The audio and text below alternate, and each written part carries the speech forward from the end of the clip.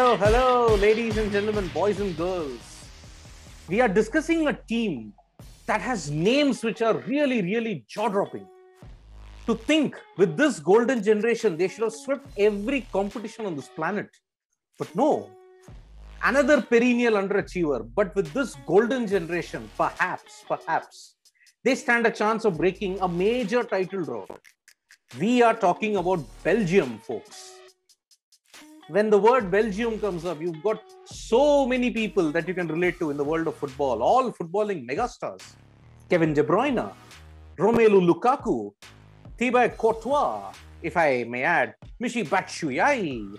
Then you've got others. Vincent Kompany in 2018 was there as one of the stars, but he's now retired. But he was such an influential figure. Heading into Euro 2020-2021, this represents potentially Belgium's greatest chance to win a tournament.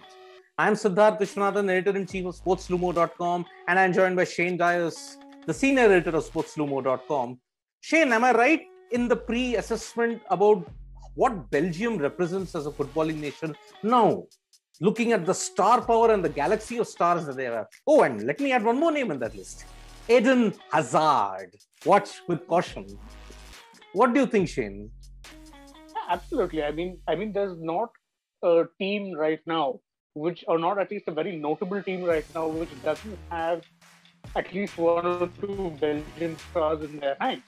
So, like the team which I support, Chelsea at one point had like a whole rank of Belgians, and of course, most of them have moved on to achieve superstardom. Some with Chelsea, some with other teams. But there's never any doubt over the fact that if you had looked at it maybe 7-8 years back, you knew that Belgium was suddenly going to be in for. Or they'd be the real deal internationally speaking. And that has turned out to be true. Of course, the problem was that and this is a similar problem which England faced in the early to mid 2000s, golden generation didn't really accomplish much. However, Belgium have already done much more than what the English golden generation did, because they managed the third place finish in the 2018 World Cup, ironically beating England themselves.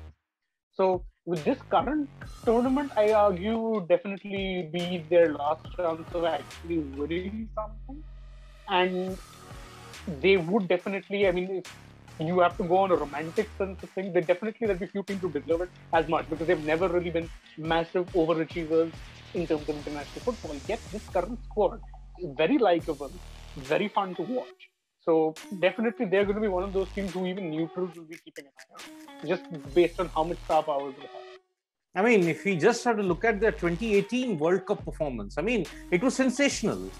Hazard, De Bruyne, Lukaku, I remember one of those goals against Brazil. I mean, he set it up brilliantly for them. I mean, I remember the description, built like a tank, but fleet-footed like a gazelle. I mean, how big a role does the likes of Lukaku, De Bruyne, Hazard have? Because they form the core of what Belgium can achieve in the Euro 2020 competition. Yeah, and I think the biggest problem for Roberto Martinez, the manager, would be how do you accommodate these players into a system that is coherent. I mean, they've done it pretty well for the most part, but one of Martinez's biggest struggles has always been organizing a defense. Offensively, however, he's never had a problem, and with the kind of the wealth of talent which he has at his disposal right now, it would be very tempting to just set them up as a free-flowing, side who are going to score a lot of goals. I mean, because De Bruyne is coming off winning his second Premier League Player of the Year trophy and winning the league with Manchester City, as well as the League Cup of Carabao. Lukaku is coming off winning the Scudetto with Inter, their first in 2010. Eden Hazard, I mean, I feel for the guy, considering what an amazing player he was in Chelsea and just how much love I have for him, seeing the way he struggled at Real Madrid. But you cannot deny the fact that man is quality. So again, if he can find some fitness, which has been his major issue at Real, is that he's almost always been injured and he's never been able to get consistent round of games to show his worth or even bed into a particular rhythm. If he can do that, or if he can find some form, rediscover that spark force, then just an Eden Hazard is enough, as again Chelsea fans will attest to over the years. But the current Belgian side have the likes of, if you can combine just these three players, if they can get on the same wavelength, then opposition defenses are in for a nightmare whenever they play Belgium. And if I have to add the Chelsea connect one more time, there is a certain Thibaut Courtois who had a sensational 2018 World Cup. Sensational. I mean, those saves that he made against Brazil and in the other teams as well, especially against England. But yes, he had that one moment of misjudgment against France when Umtiti scored the goal in the semi-final. Yeah. But apart from that, he's been flawless. But yes, he's also had a pretty roller coaster ride, Shane, after the 2018 World Cup. I mean, apparently I've heard reports that he went on strike and then he moved to Real Madrid. So he didn't, he burnt the bridges with Chelsea a lot, didn't he? He did, but I think one of the key things we have to remember is, and again, as a Chelsea fan, I definitely did not like the way he went about it. However, there's no denying the fact that he's quality. And when they won the league in 2019-20, Courtois was a key part of why Real Madrid won the league. Even this year, and this has been a Real Madrid team that looks in desperate need of a refresh. I would argue that Karim Benzema and Thibaut Courtois were the two most important performers this year. Benzema for all the goals in the attacking weight that he took for himself, Courtois for at times shoring up what has looked like a shaky backline for Real Madrid. And he's definitely going to be called upon more times than necessary because, again, as I said, Martinez is someone who has not always proved adept at organizing defenses. So in a way, he's lucky to have someone as good as Courtois between six because, yes, he's definitely on his way a world-class operator and very hard to get past. You mentioned the defense. What about Vertonghen? Vertonghen also had a very good 2018 World Cup and he did defend well. Do you think his defense has been on the wane, if I have to look at it, Vertonghen? Jan Vertonghen has struggled a wee bit in recent times because, I mean, by the time he left Spurs, he was basically the fourth choice centre back. And I think that would be the major, area of concern as far as Belgium go. It's not just that they have a coach who's famously attack-minded. It's also that their defensive personnel don't quite weigh up to the level of their attacking personnel. And that's not to say they're bad players. But if your three key defenders are Jan Vertonghen, who is, many would argue, past his prime, Thomas Vermaelen, who has spent recent seasons in Japan, in Vissel Kobe alongside Andres Iniesta, and the other most notable defender is Toby Alderweireld, who's currently at Spurs, but again, is someone who is seen as past his prime.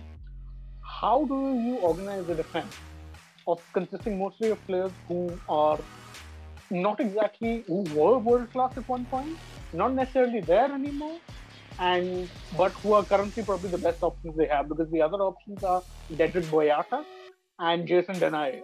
And Boyata, someone who was seen as someone with great potential, kind of middled into a path now.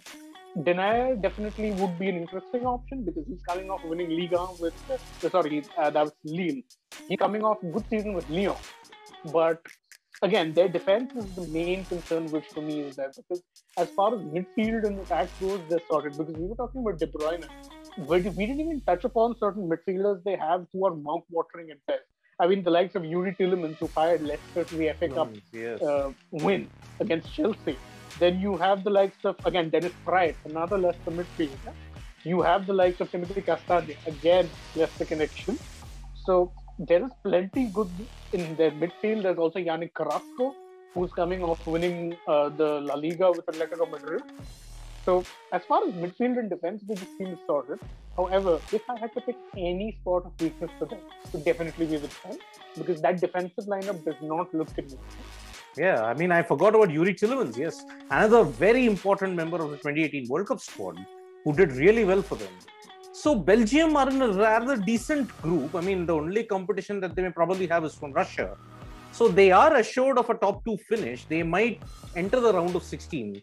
But do you think they can match up, supposing it's coming to the playoffs, can they match up to the likes of Germany, to the likes of France, to the likes of maybe Italy or Spain? They could, because the key with football is it's not just down to your personnel, it's also at times down to your system, the system which you play, the tactics which you employ. And if Martinez, ironically, if he chooses to go, maybe there's only two ways he can go. He can either look to be a little defensive to try and cover for the flaws of these players, or he can say, hey, you know what, my strength is attack, so I'm going to empower these players to go out there, score as many goals as they can. Which route do they take? Generally speaking, if you look at the history of football tournaments, it's almost always been teams who can do they can either defend really well, or they have a good combination of defense and attack that tend to succeed. So I think it's fair to say that if Belgium come up against a side like, say, France, who are very well sorted in all departments, the likes of Germany, who might not be as sorted as France, but are always a threat, especially in big tournaments, they might struggle a bit. So how they fare in the knockouts will be interesting, because some of those golden generation players are definitely on their last leg, especially with Wenger. So I think they will need one last great performance, especially in this tournament, if they are to be successful. That's what I think.